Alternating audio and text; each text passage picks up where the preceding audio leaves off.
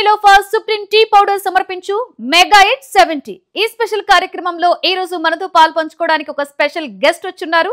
ఆయన ఎవరో కాదు, నవ్వుల రారాజు అలీ గారు. మెగా కుటుంబంతో ఆయనకున్న అనుబంధం గురించి ప్రత్యేకంగా చెప్పవలసిన అవసరం అయితే లేదు. కానీ చిరంజీవి గారితో ఉన్న ఎన్నో అనుభవాలను షేర్ చేసుకోవడానికి ఈ రోజు మన మెగా ఇట్ 70 లో ఆయన పాల్పంచుకోబోతున్నారు. ఇంకెందుకు ఆలస్యం, స్టార్ట్ చేసేద్దాం. నమస్తే అలీ గారు. చాలా హ్యాపీగా ఉంది మిమ్మల్ని చూడడం. ఎంతో మంది ఇంటర్వ్యూస్ చేశారు, మిమ్మల్ని నేను ఇంటర్వ్యూ చేయడం నాకు చాలా హ్యాపీగా అనిపిస్తుంది. ఈ రోజు మీరు 99 టీవీ స్టూడియోలో మెగా ఇట్ 70లో స్పెషల్ గెస్ట్ గా ఇక్కడ ఉన్నారు. ఆయనతో మీకున్న అనుభవాలు, అనుభూతులు అన్ని షేర్ చేసుకోవడానికి ఇక్కడికి రావడం నాకు కూడా చాలా హ్యాపీగా ఉంది.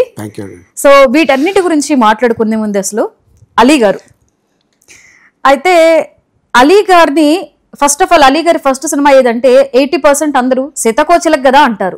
సీతాకోకచిలకలో మీకు చాలా గుర్తింపు వచ్చింది, కానీ అంతకన్నా ముందే మీరు చాలా సినిమాస్ లో యాక్ట్ చేసి ఉన్నారు.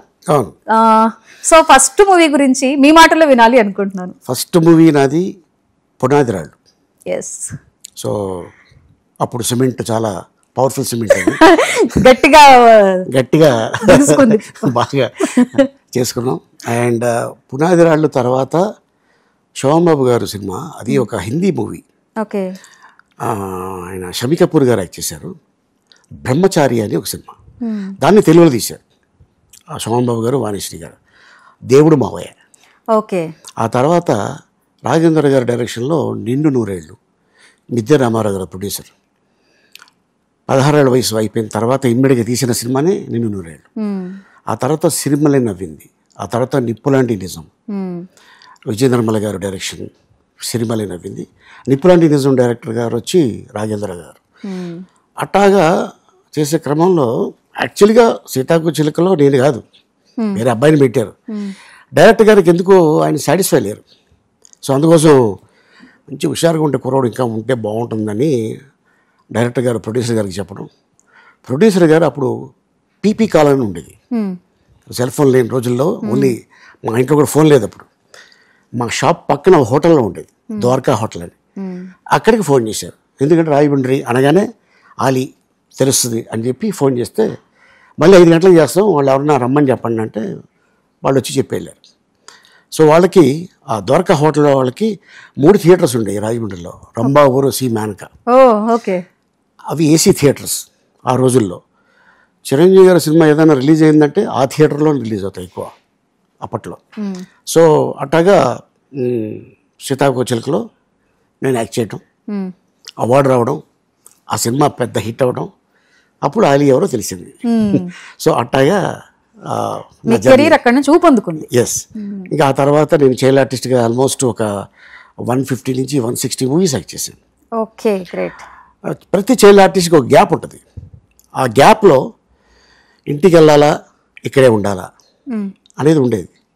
అది కమల్ హాసన్ గారికి గ్యాప్ వచ్చింది, ద గ్రేట్ శ్రీదేవి గారికి కూడా గ్యాప్ వచ్చింది, అలాగే తులసి, హరీష్, రోహిణి, అలాగే నాకు, నరేష్ గారికి. నరేష్ గారు అంటే వాళ్ళ మదర్ డైరెక్టర్, ఆ తర్వాత చదువుకున్నారు. బట్ ఏంటంటే మాది ఇక్కడే ఉండిపోవడం వల్ల, వెళితే ఏంటి మన కెరియర్, ఇక్కడే ఉండి ఏదో ఒకటి సాధించాలి అనుకొని చెన్నైలోనే ఉండిపోయాను.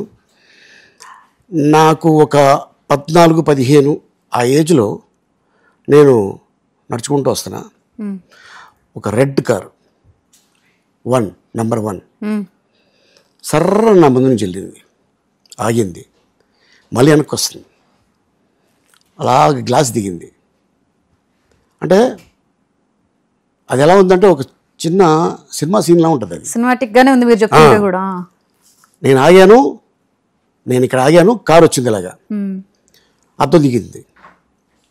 చిరంజీవి గారు, ఎలా ఉన్నావు? బాగా. ఎక్కడికి వెళ్తున్నావు? ఫస్ట్ టైమా మీరు ఆయన అంతకుముందు కలిసిన సందర్భాలు తెలుసు, నేను తెలుసు. ఎందుకంటే సీతాకోకచిలక ఆ ఏడుద నాగేశ్వరరావు గారు ఫ్యామిలీకి బాగా దగ్గర. ఆల్మోస్ట్ అల్లు రామలింగయ్య గారు ఏడుద నాగేశ్వరరావు గారి ఇంటికి వచ్చేవాళ్ళు. ఏడుద నాగేశ్వరరావు గారు one of the pillar.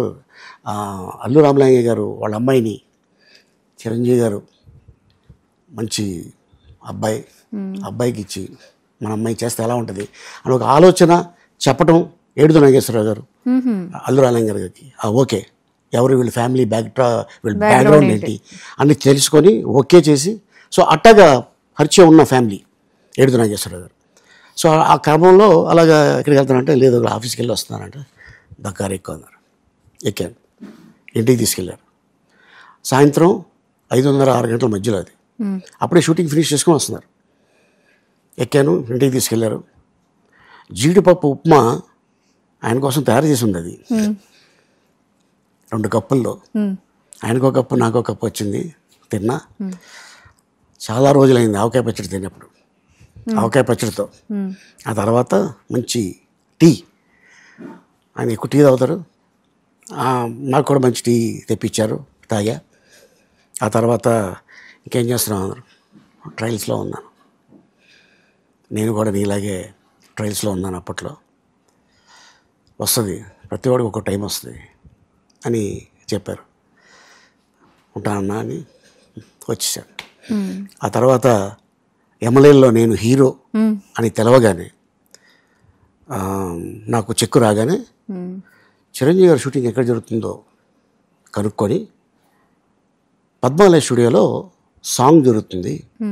SP Parashuram, Sridevi గారు, రవిరాజ్ పినిశెట్టి గారు నాకు చాలా ఇష్టమైన డైరెక్టరు, నేనన్నా చాలా ఇష్టపడతారు.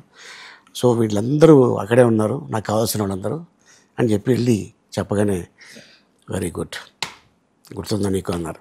నాకు గుర్తుందన్నాను. ఆల్ ది బెస్ట్ అని చెప్పారు.